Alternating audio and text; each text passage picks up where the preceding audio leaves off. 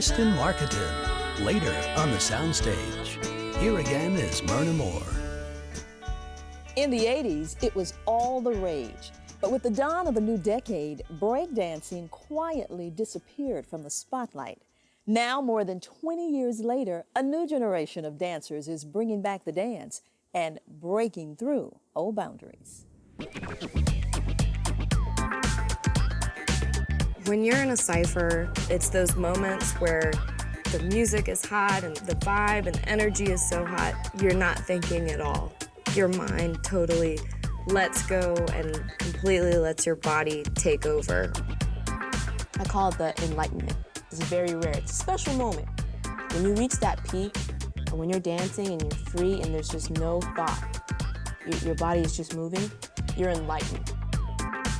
Vendetta and Severe are two of Atlanta's top B-girls, girls who break. They, along with decades of people from around the world, have kept this urban street dance going since its massive boom in the 1980s. Back then, it was called breakdancing. But to its originators and those who break today, it will always be b-boying. B-boying never died. It's kind of like a myth that after the 80s boom, that, breaking went away. It never went away, it just basically went underground. This is a part of hip-hop. We're still around. The Atlanta breaking scene, it's definitely growing. This is a mega hot spot for hip-hop and for music, so why shouldn't it be for dancing as well?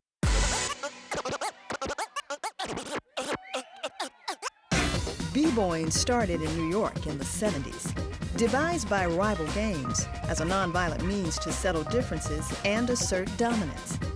In the 80s, media images of breakdancing showed girls relegated to the sidelines. Today, B-girls like Vendetta and Severe, who were babies in the 80s, are carving out a space for themselves on the dance floor, with and without the support of B-boys. There's so many issues that women face, B-girls face. Some guys don't want to give you respect, or they'll do something sexual to you in the ciphers. You got to go in there being confident, being like, I'm here to dance and that's it. You're going to get that respect. People are going to be like, no, this broad's, she's serious. The more exposure we get, the more we get a chance to see each other, meet each other, dance with each other, the more encouragement we'll have to improve and also, to get other girls started.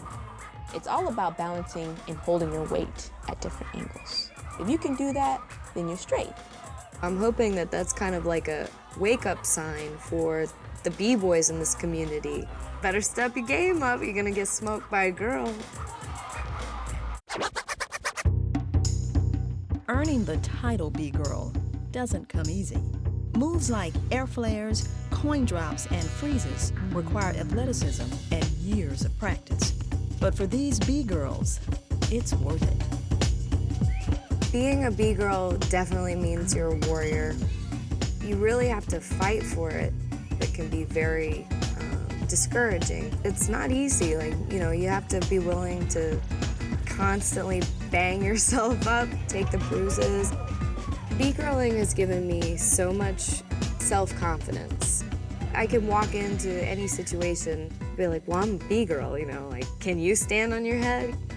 While paving the way for future generations of B-girls, Vendetta and Severe are also committed to honoring those who went before them.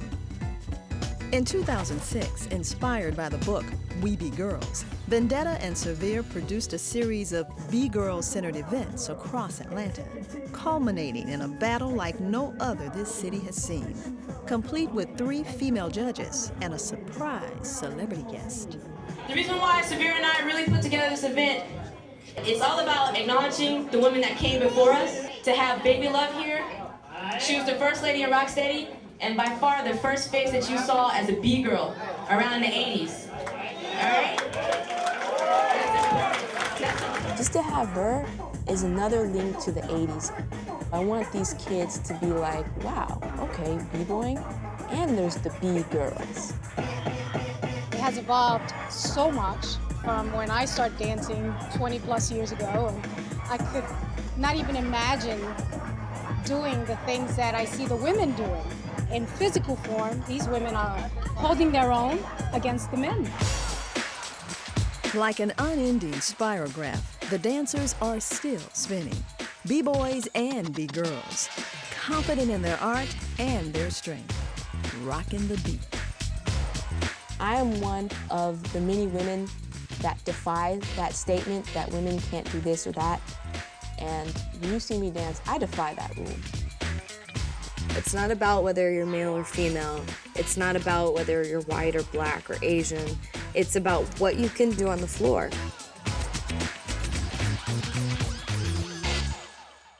Would you follow me if I asked you? Would you Up next, Kristen Marketon performs on the soundstage. I'm a